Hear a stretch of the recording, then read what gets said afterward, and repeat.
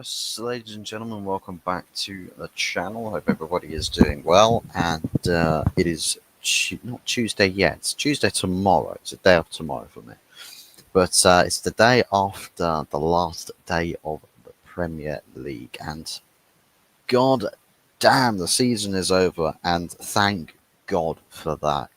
Thank goodness the season is over. Thank goodness we can put that the whole the whole 38, I would say the whole 9 yards, but we'll call it 38 yards and more in between behind us. It's now history. We can focus on the future. We can focus on, trying in whichever way we possibly can, whichever way that this board want to take us as a club, in whichever direction it is we go in. So we've already started business with the pretty much sorted out the here we go for Matheus Cunha, and yeah, let's see how quickly we can get him in. Definitely will be joining the pre-season tour once we are sort of doing preparations for the next season's schedule. Hopefully, by the time we get to that point, we'll have several more players, which we will speak about in a moment or two. As well as addressing last night or yesterday afternoon's game.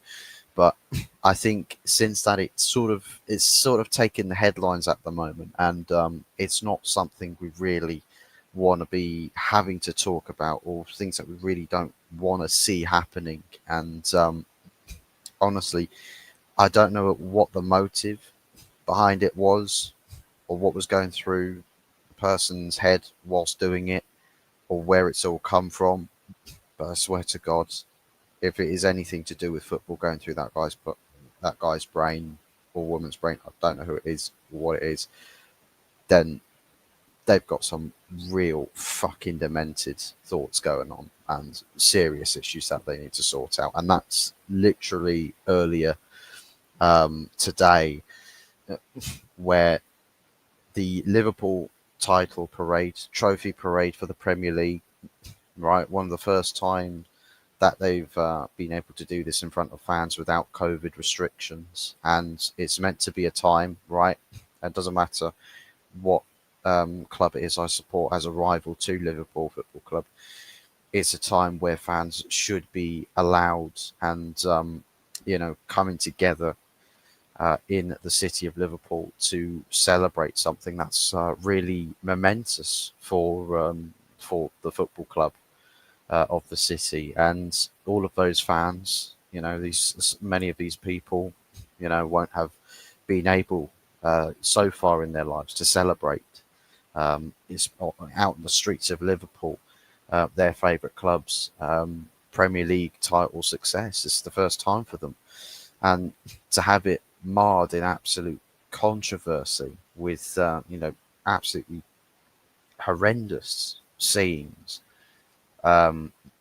with this incident with somebody driving or just ramming into crowds of people, at speeds that could kill people. And I don't know if there has been any confirmed casualties, but I know for a certain fact that depends on how, like I've seen a video clip of it where the driver got stopped, but who knows how many people he's, ran down, he or she's ran down in the process. And, all of those people are not just for them, but their friends, their families that, may end up getting a phone call to say, look, are you the relatives of so and so, just to let you know that they were involved, they were, hit by a car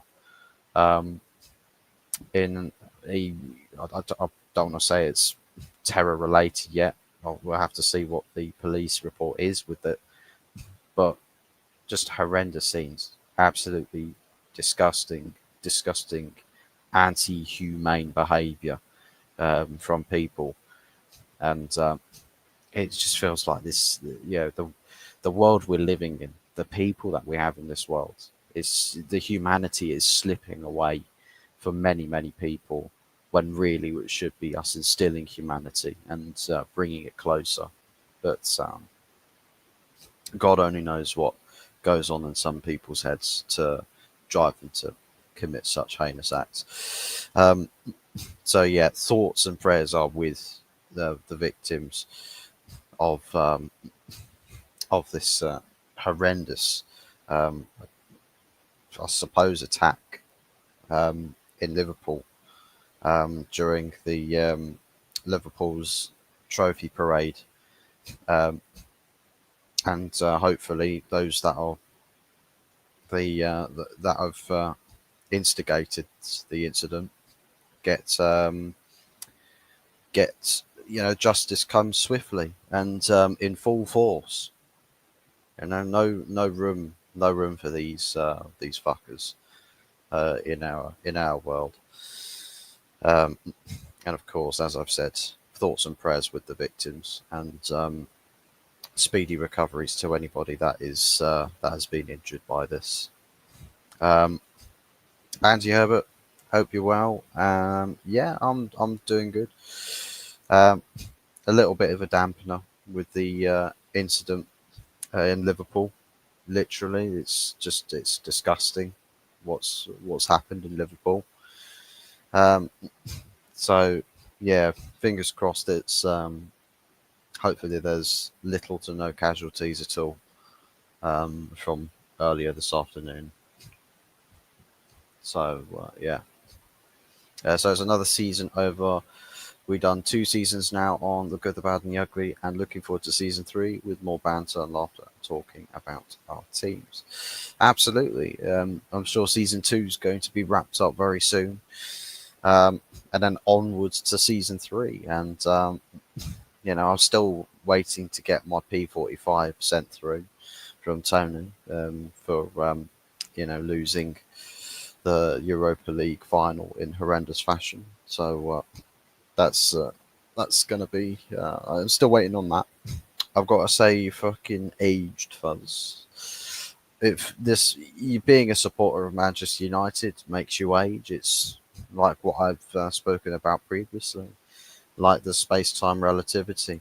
You travel at a certain speed, and for you, time goes by normally. For everybody else, time is super slow. So maybe I'm actually like 99 years of age. I'm still yet to realize it, perhaps.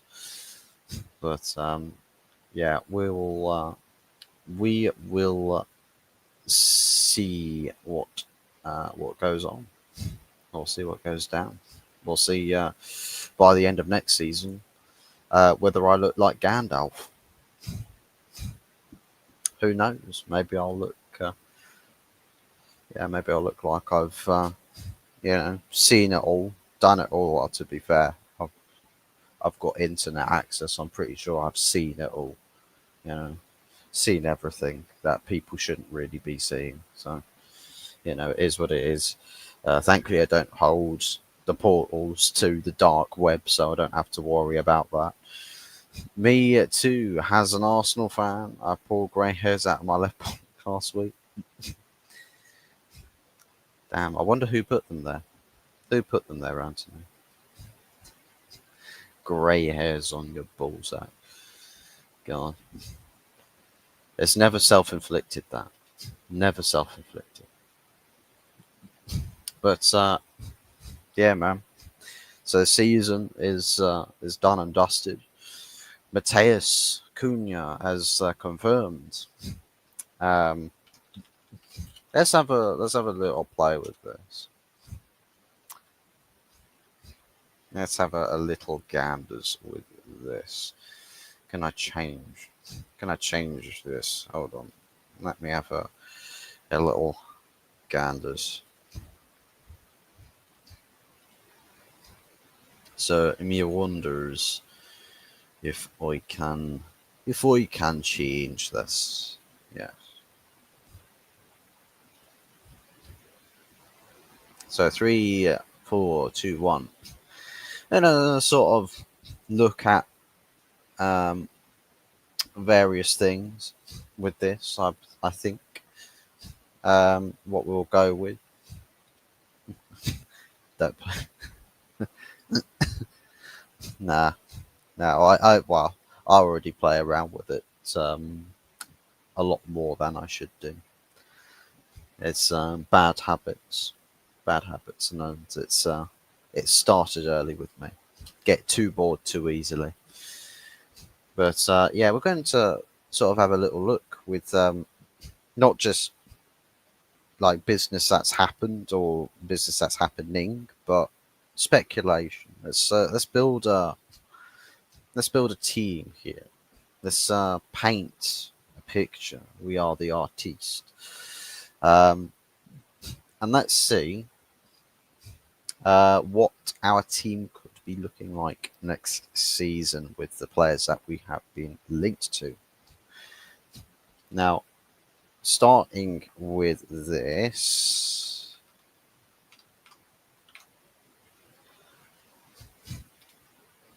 Milenkovic Savic, Vanya, the goalkeeper that we've been linked with. So, of course, with the situation with Andre Anan and also Bayindir, is that the club definitely going to get rid of Bayindir because he doesn't challenge Anana. And on top of that, the club would like to get rid of Anana, but there's a very realistic possibility that he's going to end up staying here. And ultimately, we're going to be stuck with, again, a bit of a clown fest in goal. However, I think bringing a goalkeeper in that is good with shot stopping, for me, I feel like is going to be imperative. And even if Anana stays, I still think that whoever the goalkeeper that in your sign for Amarim's going to start him ahead of Anana. Anana won't be the number one choice. Like, he will get benched simply because, hey, we couldn't sell you in the summer. Oh, that's fine. We'll just bench you next season. And whoever it is that comes in that's meant to be second fiddle is going to just keep starting ahead of you, irrespective of what happens. But yeah, 6'8". This guy is built like Kratos out of God of War. Um, very, very successful save percentages. Like he's very good with he's very good with his hands, as you would expect a goalkeeper to be. But you know, even with the basic fundamentals for a goalkeeper as an honor and Bayindir goes, this guy at least we know is not really he's not really somebody that messes around with the ball. He's no nonsense and very, very. I think in the modern game with all of this play out from the back goalkeeping, no long balls, no shot stopping, just use your feet, use your feet, use your feet. If that's the case, don't start goalkeepers, start centre backs, midfielders, um, or strikers in goal. Like you don't have to do that. It's just start outfield players in goal if you're that obsessed with playing out from the back. But we need to prioritise keeping the ball out of the back of our net, and I think having somebody that just does the very basics very well, this is a very worthy investment to make for the goalkeeper. So for me, that is my choice. Aaron Ramsdale on his way to Villa, and you know that's the ironic thing. Is some people might say, "Oh, Emi Martinez, Emi Martinez." I still think Emi Martinez is too much of a showman. For as much of a great goalkeeper that he is, I think it's frustrating because it's like he went from Arsenal. He left Arsenal after after Bernd Leno, I think it was, got chosen over him, and he was just like he was very sad to leave Arsenal Football Club, but he went. I believe it was straight to Aston Villa actually, but Emi Martinez just focused on being humble and focusing on being a really good goalkeeper, and my God, he transformed his game. Really showed the world what Arsenal were missing, and here we are, and I just think the success he's had with his national team is expanded, inflated that ego tenfold. Um, Not really done himself any favors in that regards. So we know that he's out the door pretty much from Aston Villa, and Aaron Ramsdale. I don't. I think as far as needing a goalkeeper, that's good with shot stopping. I think Aaron Ramsdale can be a bit hit and miss. I think he can pull off some, absolute worldy saves, but at the same time, I can also see it where he's like the character, the personality, the the temperament. He's not really a grounded goalkeeper, whereas Vanya Milenkovic Savic is just focused, just a focused goalkeeper. You've got a job to do, so focus on doing that job. Keep the ball out of your goal. As easy as that. Really as easy as that. You know, even even goalkeepers, right, that are not great with their feet. If you can really task them with some of the most basic instructions, they'll be fine. They're like literally good goalkeepers will take care of themselves in goal and stopping shots from going in. You build a strong sense of trust with your centre backs, and that defence ultimately is um, is ultimately where you're going to get a lot of sturdiness, confidence at the back. You're not going to get shaky players with the ball at their feet at the back. You're going to get your last line of defence being the goalkeeper. If they're going to keep the ball at the back of the net and they're good at shot stopping, and you could trust that, you'll feel a lot better about yourself playing as a centre back. So yeah, I've got no problems whatsoever. So 2 out of the back 3, I think definitely going to be starting next season. Lenny Yoro and Matas de Ligt. Third option, I'm not too sure about. Now, some people might say, oh, Lisandro Martinez. I feel like there's probably a possibility that there's going to be somebody else that will come in, probably later in the window. Now, question is will it be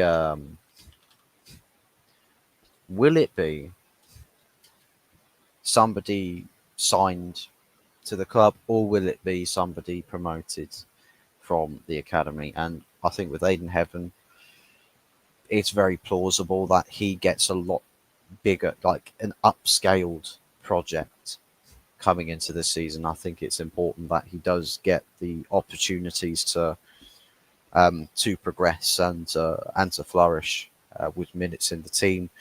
Um, I think he doesn't need to have a loan spell. I think as long as the environment that he's in is one that gives him the confidence and the boosts and the drivers to actually um, increase his capabilities as a player. I think individually he's quite neat. He's quite tidy. Still has to fill out a little bit in various aspects. I think defensive capabilities, we'll see him progressively get better over time. He's sort of in the same boat as Lenny Oro. I mean, they're about similar ages as well. I mean, Lenny Oro near enough 19 years of age now. Aidan Heaven about 1 year younger than him. And I mean, Lenny Oro is regarded as somebody that's, first team, good enough to start, will be featuring very, very often in the team. Aidan Heaven can't, it just doesn't have to be that Aidan Heaven can't do the same. Of course he can. Of course he can. But I think managing the minutes and being, I think, mature about it, just allowing him to really sort of bed himself into the team. But when you see the inexperience, not to knock the confidence of the player. Because otherwise you'll see if a young player comes in, they make one mistake and they're straight back out the team. They think, well, I've absolutely fucked it. When in reality, you probably haven't absolutely fucked it. You probably just, made one small error, but the trust is there that you will progress and become a better player for it. As long as you don't start colossally fucking up every other minute of the game, um, then you should be fine. Diogo Dalot, right hand side. I don't want this to be the case. Um, actually, you know what? I'm gonna get him out of there, and I'm gonna put Ahmad.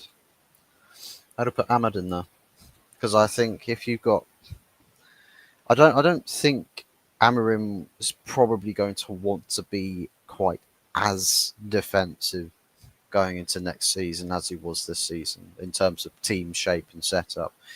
I think he'll want to exploit being more offensive. I think judging by the incapabilities of a lot of the players in the squad, um, the first season is essentially, or half a season, we should say, has essentially just been putting feelers out there to see what each player is capable of. And of course, knowing what we know now is that, the ability of this team is absolutely horrendous. Like, players really incapable of doing some of the most basic things on the football pitch.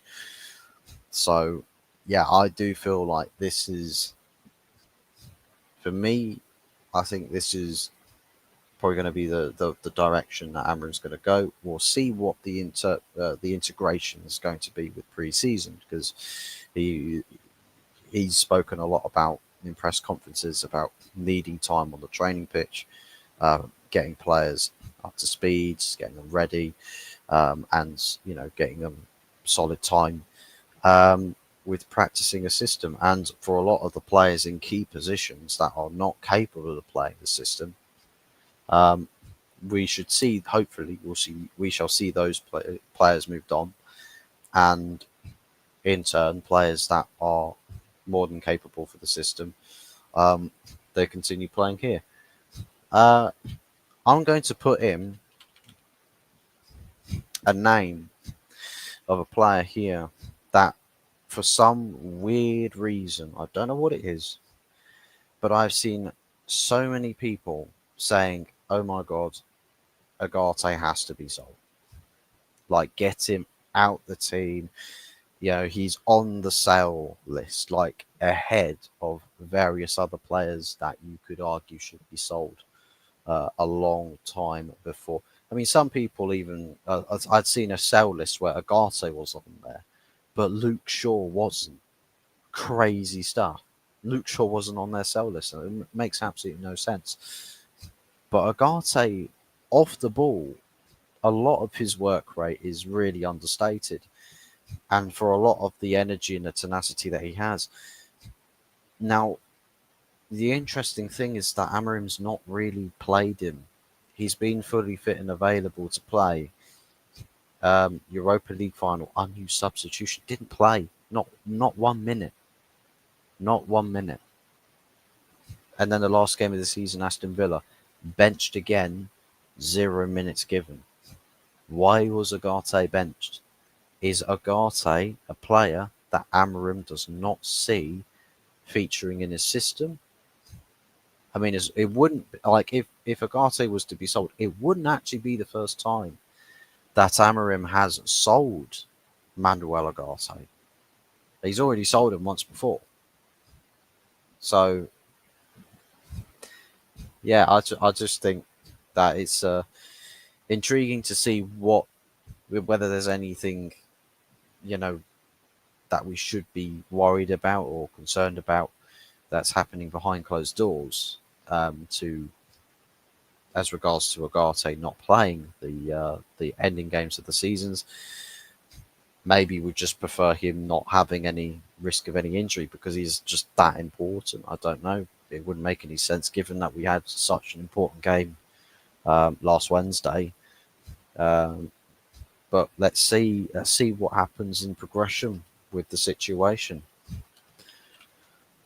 Now, there is this midfielder not in the team yet, not even really remotely linked to the team yet, but the one I'd say probably the most prestigious name that we've been linked to in terms of players that will play in that middle of the park area of the pitch. And Ederson from Atalanta has been uh, touted around several times, many different outlets um, speaking about the interest with Ederson, and I think it was also a target um, when Ten Hag was still here. It was a target back then. Now, whether Ruben Amorim still rates that, likes the idea of an Ederson in the team, it would be intriguing to see him involved because he does like to get further forward into attacking positions, which would make for a good carrier of the ball.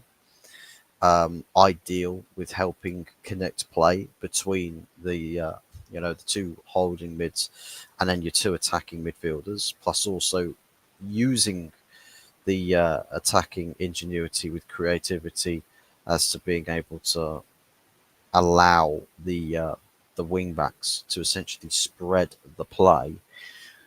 Um, Now, don't know why I started Lecce there.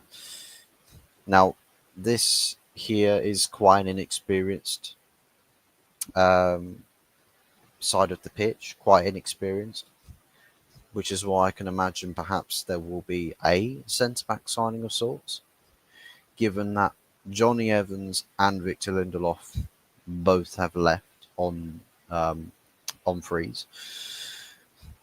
Maybe there is plans to bring a centre back in.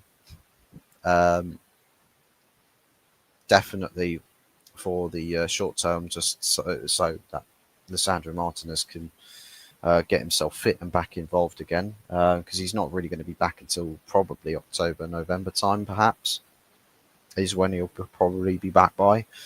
So a long time for Martinez to be out, and I think it's going to be really difficult for him to be able to jump in straight into the deep end again without really having somebody of substantial quality, at least on the left hand side, to play there.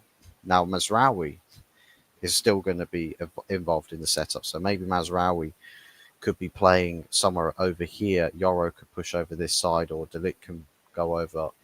Mazraoui can play here. Um, so possibly we could see that that makeup of a defence possible, but I do feel like there is an opportunity perhaps to bring a centre back in, though you probably won't need to spend any significant money on a centre back, because again I don't necessarily think um, it's going to be all that important. Having massively improved defence. It's not going to be anywhere near as many games played this season for Man United. Nowhere near as many games. So the schedule's going to be a lot more forgiving for Manchester United. And the word from the board is that they intend to shrink the senior squad size, currently around 31 players. They want to shrink that to a low to mid 20s, which I could sort of see, yeah, maybe, but at the same time, no. I don't really like the idea of having, you know, the senior squad be so small, so thin, because then the second that your bench options, you know, end up getting injured, you're straight to the academy now. Like there's no reserves like there used to be the case where people um, addressed the lower quality players that just came on to do a job that just ran around all the time. They were listed as your reserves, not your bench, your reserves. The guys that literally will play in under 21s as such, or in the reserves games, to sort of upkeep their fitness. Not it like clubs back then didn't really have like entire squads of reserves. Like they didn't really have that situation going on, but you had like two, three, maybe four players that were like super um, versatile, that would just happily play in any position, and they really did not care where it was they were played by the manager. They would just get on that pitch, put the shirt on, and they would throw themselves at absolutely everything. And I'd like to have United have a player or two like that just sits out in the background. That when they get called upon, they come in, they just absolutely wipe the floor with whoever it is they play against. Like that for me would be great. I'd love to see that happen. So I'm going to start with the left-hand side here. Mateus Cunha, ironically given the shirt number 10, playing on that right-hand side, which I think, if you got Edison somewhere in there, I think you could have something good going on there. Actually, you know what? I'll take Kevin out there. I'll put Yara in that side. Got two Yaras on the pitch now. Clone.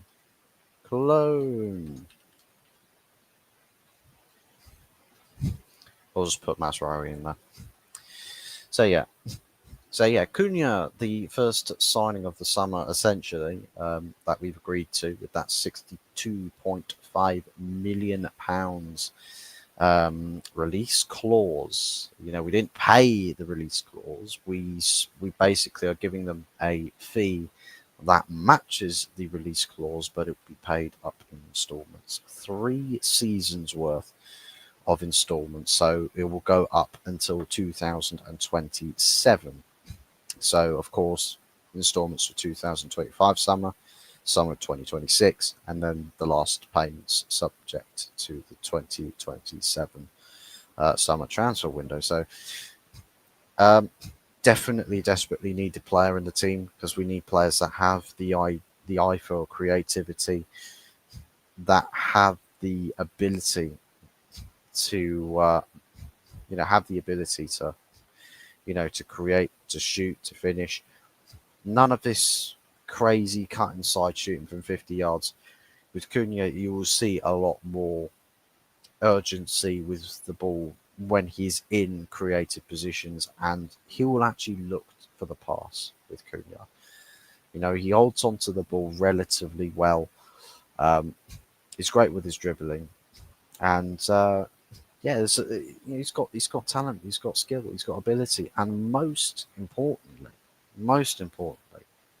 is the experience factor. The experience factor. You're not relying on somebody who's still figuring out the game. Still trying to figure out what their arse from their elbow. You don't have this with Cunha. He's fully versed. He's seen it with the Liga. He's seen it with the Premier League at the highest level. He's definitely got his footing, right? He has got his footing. So, yeah.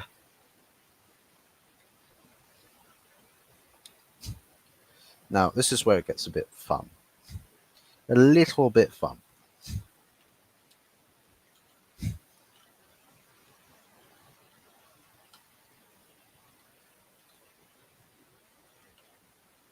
There we go. Just figure out how to spell his bloody name. But this is where it gets a bit fun. Bryan Mbeumo. Now, this guy, I will take in this team in a heartbeat. In a heartbeat.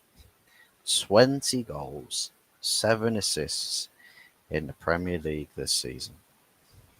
And this man was doing this at Brentford. 20 goals and 7 assists. There was a striker there last season that everyone thought, damn, not posting as many stats or as many goals as that amount.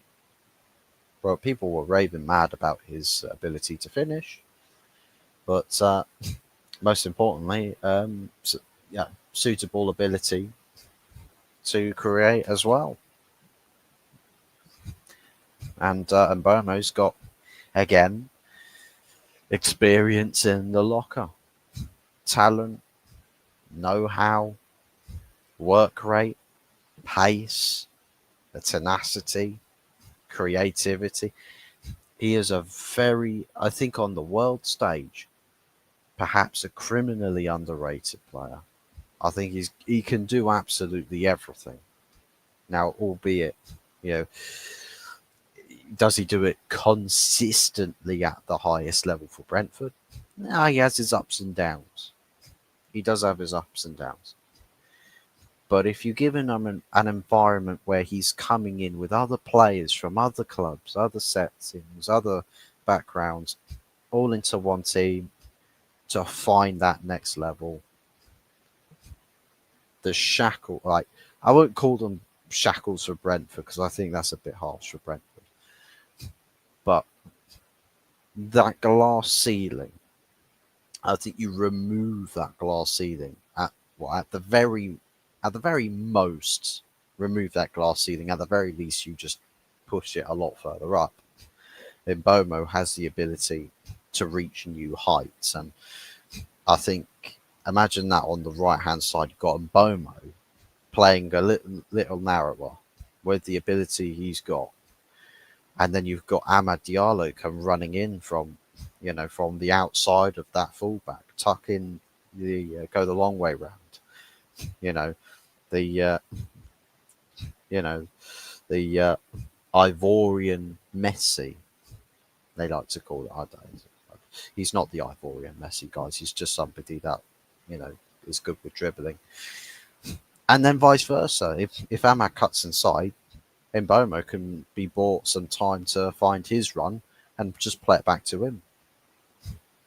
Like, honestly, that right hand side is looking criminally dangerous. People were saying from rival teams, like Amad, that's okay, he's a decent player, that Amad. Really decent player.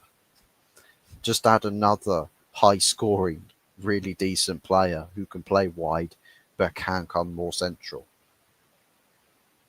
on that same side of the pitch. That's disaster waiting to happen for the left side of defence for some teams next season. Judging. Now, this is not set in stone. This is solely off of the back of just leaks that we've had. But painting a picture of what could be, what we would love to see, and I absolutely would adore to see Mbeumo come in and absolutely ravage teams. Now, I personally, I would really, really like to select bench. No, that's just numbers. But yeah, personally, I just really love to see that. That those two number 10s, Cunha on the left hand side, and Mbeumo on the right. That's just fucking dangerous. That is. Now the striker situation is interesting because we've had the big name striker Victor Gyökeres. People say, "Oh, he's coming," then he's not coming, then he is coming, and then the final happens, and it's like he will come if you have the final one. If you win Europa League, you get Champions League. Gyökeres wants Champions League football. The problem for Gyökeres, not for United, for Gyökeres, is that the club that is the most obvious choice for him would be Arsenal. That would be the most obvious choice for him. However, if word is to be believed, that Arteta wants Benjamin Sesko.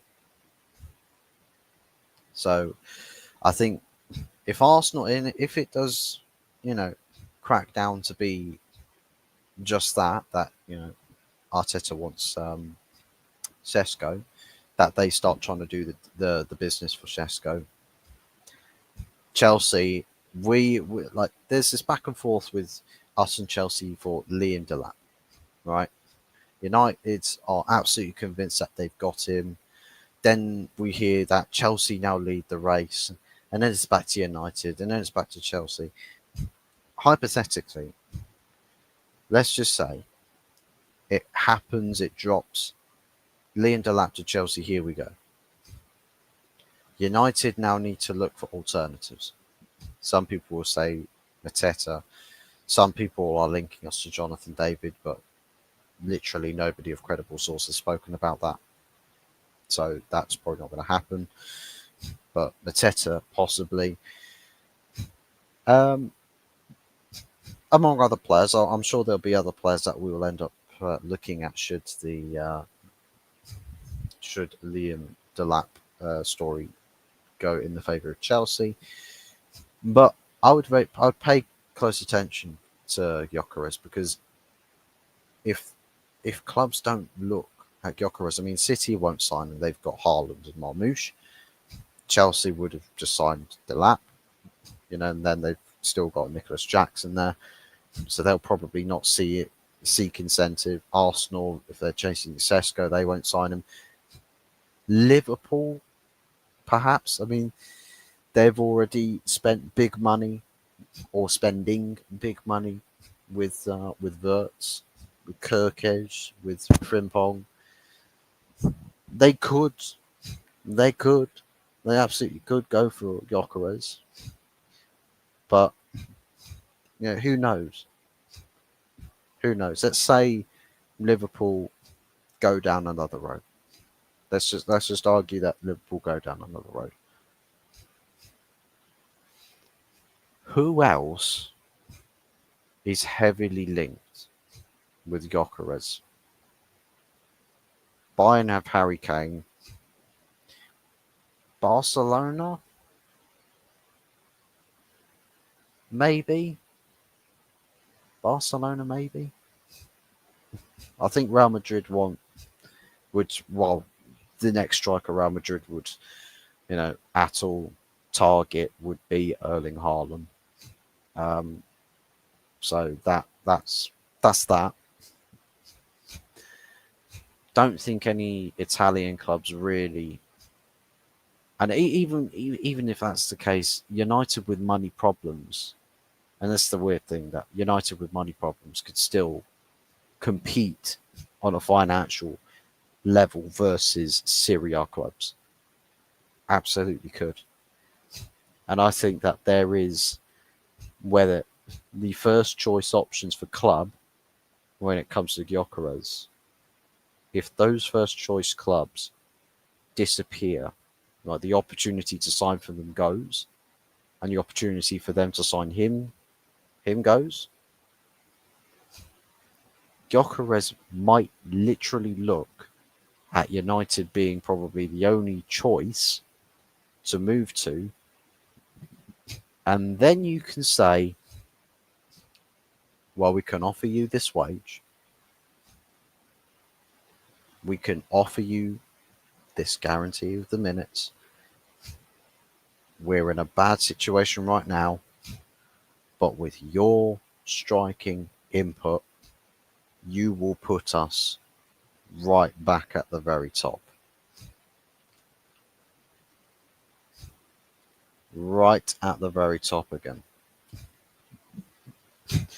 But for this to happen,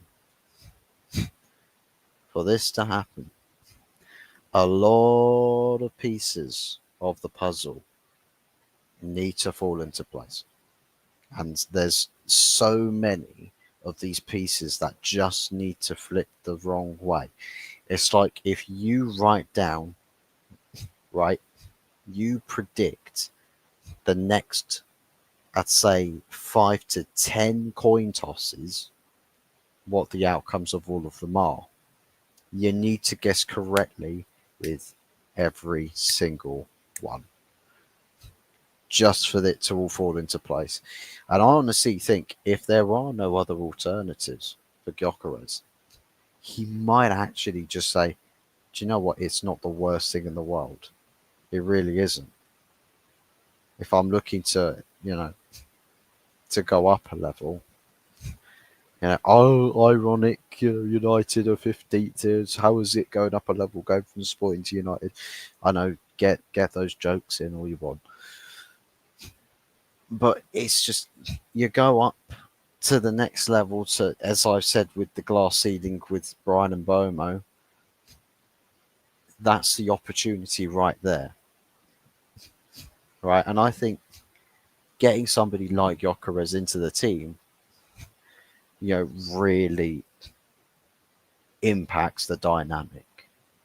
And for a player that has a lot of ability, a very potent strike, good mobility.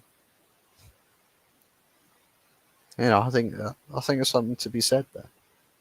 I think we can. I think we can do something there, but we need a lot of things to go right. A lot of things to go right. But hypothetically, it's either that or it's Delap. It's one of those two.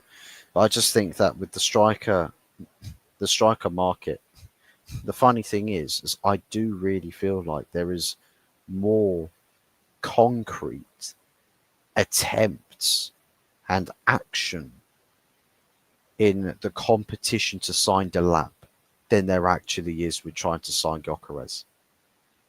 That's what's mad to me. It's actually mad. Like, genuinely. I've not included Bruno in this team because, again, that situation with Bruno, we've had, I think it was the club put out a statement in like the matchday program about Bruno and his involvement with the team, and how the club was just like, yeah, they're apprehensive about selling him. Well, actually, there's also now conflicting stories yet again that say, well, Bruno's not fully made up his mind yet. I don't think he's made a direct statement regarding it. Because if you are a player that is absolutely hell-bent on staying at a club and you're linked to a big money move to another club, usually players that are incessant on staying put out the statements and say, guys, I'm not going. I'm not going. Thanks for the interest. I appreciate you thinking about me. But no, thank you. So he's not fully, said absolutely no way, Jose, not leaving United for anything. I don't think he's actually fully put out any statements to clarify that, given that stories are still very much floating around. And it's crazy. It's crazy that this story is still floating around, and that nobody's really sort of hammered the nail home. So I still think personally that Fernandes is, it's not 0% chance that he leaves. That team relegated. Wow. To be honest, it hasn't got Rasmus Højlund in it. It hasn't got Garnacho in it. And it hasn't got Onana in it. Those three players would happily get Manchester City relegated. Easily. They'd get your team relegated too, mate.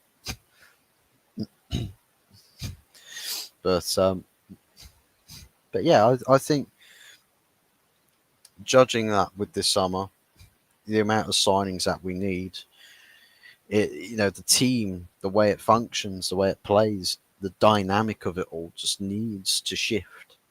It needs to shift. It needs to change. And I think for as long as Amorim actually gets the full backing that he can possibly get, that we can actually speak about this team going somewhere and this project going somewhere. And I think Ineos need to find a way to really disassociate themselves from Glazer reputation. And I'm not just talking about with like Jimbo Prickcliffe or Dave Brailsford here. I'm talking about the Omar Baradas, Jason Wilcox, and Christopher Vivels. They need to find a way to wash their hands from affiliations to, those rats in the Glazer family. Find a ways to wash your hands with affiliations to them and actually deliver your manager a really strong summer transfer window where you sell a lot of the deadwood players and players that do not have any tactical or dynamic fitting in this team or in the setup. You need to find a way to actually, support your manager like Sporting Lisbon. 25 players left the club in Amorim's first summer. Now, we can say, oh my God, Amorim did that in the summer. Look what he can do at United. And it's like, we can speculate. We can dream the amount of, business that Amorim can do. But unlike Sporting, Manchester United have a structure of leadership where the manager very often gets told no. Sporting, you're very often told yes. You want to sell, that's your best player. You want to sell him? Yes. Mate, he's already on the plane. He's gone. He's on that plane. You see him there. He's flying off there. Yeah, that was your best player. And because you said yes, that's why he's on that plane right now. At Manchester United, your worst player, you could say, do you want to sell your worst player? Yes, but I can't do that. Why not? Why can't you do? Well, nobody wants him. And he's a good lad. He's great for the team morale. And, sometimes he brings in some banging treats, Like his missus does really good baking. And he sometimes brings some of her good stuff in. I'm here to coach a football team, not to find out what the expertise of players and their extended families are. I'm here to coach a football team to be the best football team on the planet. If I'm not doing that, then what am I doing this for? And knowing Amorim for as much as we know him, he very much prefers having the focus to coach a team and get the very best results. And we've got players that do not agree with this. They don't echo the same sentiment. They don't follow that leadership. They don't travel the same path. They are only interested in many things. It's like with Luke Shaw for the final game of the season. Oh, the irony when the important games stop and getting to take the spotlight goes away, so does your fitness. So does your fitness. What's that? You're all of a sudden you're picked up an injury, so you can't play in the last game of the season. Oh, yeah, I'm sure that's what it is. Not like Xerxes, by the way. Yeah, not like Xerxes, because he rushed back to play in the Europa League final, so you can aggravate an injury like that. Shaw was playing 2-3 games before the final. Was playing 2 or 3 games. He's had minutes in the legs. And immediately, as soon as the important games are gone, immediately is injured again. How convenient. I wonder what that's all about. Just popped out to get a McDonald's. Did you see Luke Shaw standing in line by any chance, Anthony? Was he sat there? Because I don't know if he would have travelled to Kuala Lumpur or something. Kuala Lumpur. I'm pretty sure that's where they've all gone.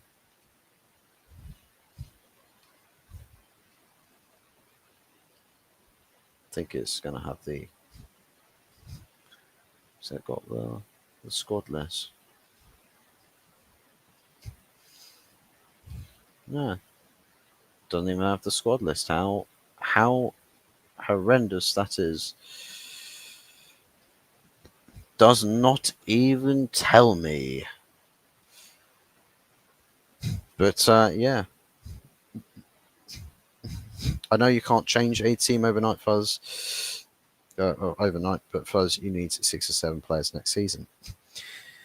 And I think 6 or 7, actually, you know what, 10 players is reasonable. You know, you might think I'm deluding myself, but I think it's reasonable. 3 squad slots have opened up. You've signed 1 player in.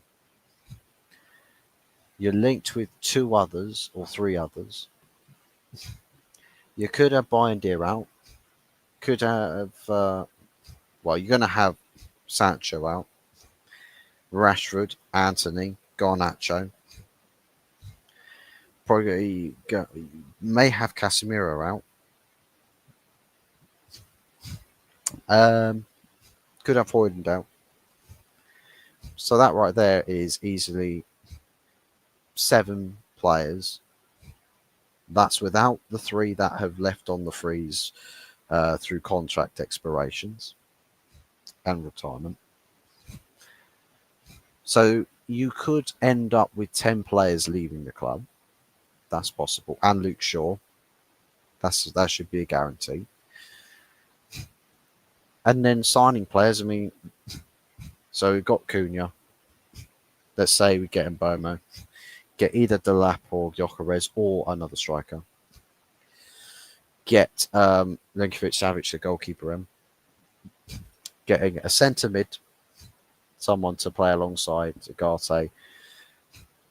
Getting a left wing back or a defensive player that can play in the wider positions, because Dorgu being the only option for the left-hand side is criminal. Perhaps another centre-back to replacing the slots left by both Lindelof and Johnny Evans. A backup goalkeeper. That's your 9. That's 8 players there. And for me, another number 10. Another number 10. Because with all of the attacking players you've gone rid of, with Rashford, Anthony, Sancho, Garnacho, 4 players out of the attack, and then potentially Rashford Hoyland as well. Let's say the attack loses 5 players over the summer. Cunha is 1. Delap or Gyökeres is 2. Let's say Mbeumo is 3. Who are the other 2? Who are the other 2 that are replacements? Squad slots. Who plays?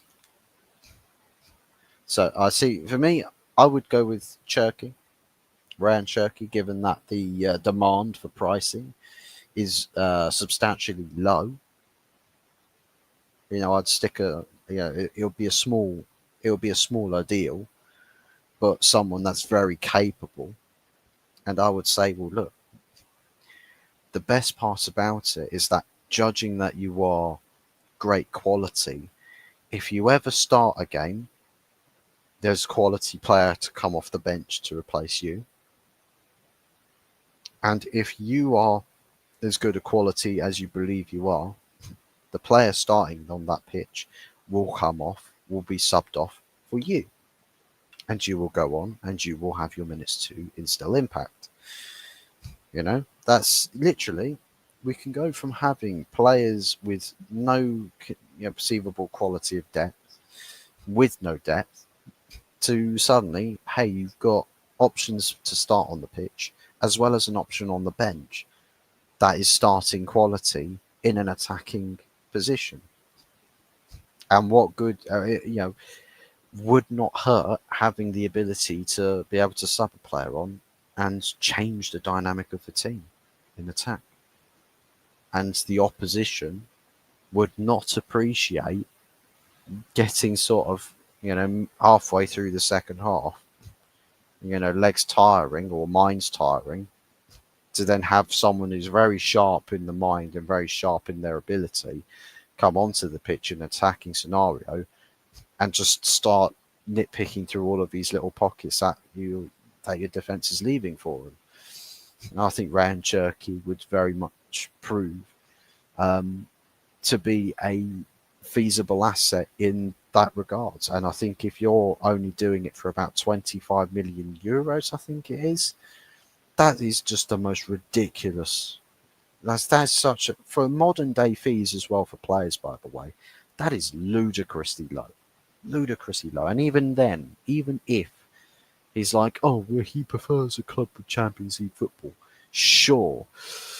Now, the way in which journalists will write these stories will be, player wants Champions League football. Oh, okay, every club that doesn't have it, wipe them off the board. Not necessarily. Not necessarily. You see, as a person, when you say, what do you want? And I can say, well, I'd like a, I'd like to be able to have a job that makes me lots and lots of money. And then a press reporter turns around, writes the reports and says, well, absolutely, under no circumstances negotiate or take a job with less than 100k salary a year. And I was like, I didn't really say that. I just said I would prefer, I would like to have that, but it's like, I'm not going to retire tomorrow and give up on football because I didn't get a move to a club that has, that's not qualified for a competition I want to play in. That's not how it works. Because if that was the case and solely the case, then how many of these players would be moving to clubs that are not in Champions League, or outside of these competitions? It would be absolutely slim pickings for almost every single club, but all of these clubs are able to find these players. Question for us: if you get the players you need, where do you think you'll finish? But they need time to gel, though. Well, I'm hoping that we continue to try and get business done as as early doors as possible, because if we can do that, then we can get a lot of the new signings time together on the training pitch for pre-season, so they can get used to each other before entering official competitions. So for me, I would like to see that if we do get the players, that we'll start off relatively well. We'll start off maybe a little bit sluggish, but I think once everyone knows what the role is, I think you'll see players adapting, because we'd be signing players, or I'm hoping we're signing players that have the ability to adapt. Would a top 10 be okay for next season? Well, judging that we can, put it this way. Let's say, for argument's sake, knowing the season United have had this season, right? Think about the problems that United have had as to why they finished 15th. One of the most the two standout issues was we've not had any players capable of scoring a goal. Biggest issue number one. biggest issue number two, our goalkeeper has been playing for the opposition for most of the time. So if you can fix the attack and then get a goalkeeper that actually plays for the team that he's signed to, you get rid of all of the dumbass goals that you concede. So the no-nonsense goalkeeping, you lose a lot of those goals conceded during the season. So any games where we've lost by 1 or 2 goal margins maybe is a different result. And on top of that, goals change games. So probably we won't have lost as many games as we would have, as we have, I should say. And then you fix the attack, so chance creation improves, and then shot conversion improves. Two of those factors, like if this Man United team, for example, scored, 44 goals.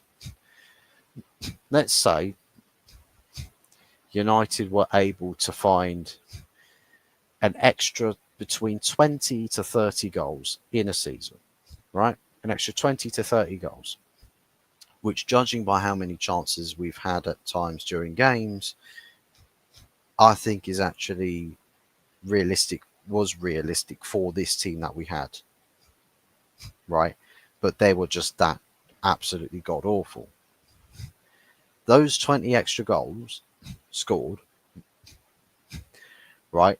The teams that have about that sort of like 60, about 64 to 74 goals are within the top 4 finishes for this season, right? So if we actually had a good attack this season and an actual decent goalkeeper, think about the difference between how many goals we scored and how many goals we could have scored versus how many goals we conceded and how many goals we could have conceded. They're vastly different. Goal difference improved, way more goals scored, less goals conceded. Immediately, results change, points increase. I'm looking somewhere for this season, for the teams that we've had. I'm honestly looking between 6th, 5th, perhaps even 4th. Genuinely looking at that. Now, next season is not going to be this season. It's going to be a new season. Everyone's starting from zero. Everyone's doing business. Teams are going to improve off of last season. Teams can also get worse from last season. I think Manchester United will be one of the teams to improve. I do. I feel like there is going to be that case because there's going to be a lot of focus on league performance come next season, given that it's one of the only competitions you really care about. Aside from all the cup competitions, of course, it would be nice to win one of those. But I think league standards is going to be a very big focal point next season. And I think for a season where we finished with 42 points, I really do think that there is another 30 points to get from there. I really do. I think there is another 30 points we can attain from that. So bumping up towards 70. I think a target of about 70 points next season is going to be difficult. Really, really difficult. But I think for us, you've got to really focus on each game individually and really work the hardest you can work to get the best out of that game rather than trying to assess a long-term picture. And I think it should be, if you focus on that, it keeps you hungry for each and every single game because every game is a new challenge and you want to best that challenge. I think you focus on that. You stop thinking about too long-termisms because you'll lose focus, and short terms you'll start stumbling. Focus on every single game. I do genuinely think that, judging that the team finds a good cohesion and works well together and players do find impact, we can see, I think it is reasonable, that it seems quite excessive, I think it is reasonable to set a target somewhere up towards 70 points. I'd say at least from 65 points upwards of 70. Reasonable target. But I need to see, before we really put that into effect, I'd need to see how strong this team is, how strong the potential of this team is looking in the preseason, like how each individual player is settling into regimes, into the patterns of play, and um, bringing things into action. I think it's going to be crucial, but I think it's a possibility. Top 10, judging that's again about the sort of 50 to mid 50 points mark. Last season, where we had like 50, I think it was 58 points. I think it was 58 points that we had in the season that we finished um, in eighth. I think it was eighth, 52 or 58 points. I think it was. We would have been around that. I mean, that's 56 points. Was 10th place, right? 56 points was 10th place. So we, funnily enough, would have finished about ninth if we replicated the points tally last season, right? I think that, and the way in which we played that season where we got eighth place was absolutely horrendous. Like some really, really terrible football, and players really throwing the towel in. So that's where I feel like would be reasonable. I think we can punch well above top 10.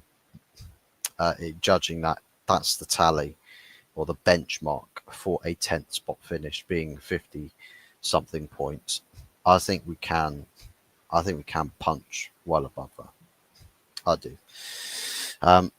But let's see how the team looks when it comes to crunch time, when we get much closer to that first game of the season. Um, I'm sort of intrigued to see what we do across the summer. Um, I I believe.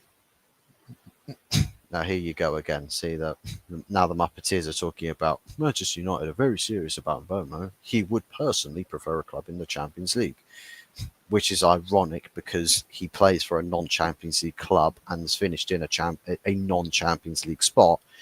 So if that was the problem, he would be desperately clawing his way out of Brentford. Hey, guess what? He's not doing that. So evidently, it's not a serious thing. The Champions League qualification or the Champions League positioning. I just think he wants a club where we can really take a step up. That he's not going to be as limited, and that he can really express himself. And I think if he can go to United, I think Amorim really rates him. So I imagine, judging that's the case, Amorim would want to give him the opportunity to express himself, and to get a good tune out of him. So I'd happily take the chance on that. And it's Prem proven, 25/26 years of age. You can't really say no to that. You really can't say no to that. KDB on his way to Napoli, him and McTominay would be great for their midfield. Well, I mean, if he is going to Napoli, then absolutely fair plays. Fair plays to Napoli. I'm sure that will, if that is the case, then perhaps they will retain the title next season. Let's see. I mean, Inter Milan, they're not going away anytime soon. So it will be intriguing. But guys, leave your thoughts and your feelings in the comment section about this season. How the season has gone for you guys, whether you had a full head of hair at the start of the season and you're now balder than Johnny Sins, with oil lubricant on his head, and whether you guys are at all excited for next season? And even if you're not a United supporter, maybe you support a different club. Are you anticipating next season with a lot of promise and excitement? Let's see to it. As well as that, rate your seasons out of 10. I rate my season a 0 out of 10. It's a 0, well, 1 out of 10. 1 out of 10. The 1 point that I've credited is a very generous point, was that United weren't relegated. That's a very generous 1 point. Good show, Fuzzy. The chat was on fire tonight. I know. Give yourself a pat on the back, Anthony. You've done a good job. But anyways, thanks for watching, guys. Definitely back for all the good, the bad, and the ugly on the Wednesday, and I'm sure we'll be going over final, the final settings for the predictors league table. I completely just ignored doing the score predictors for the final Premier League weekend, so no points there for me. But I suppose I didn't have a howler with them, so no points lost either. So that's always a positive. Just did first. Good job. Good job. Proud of you. But yeah.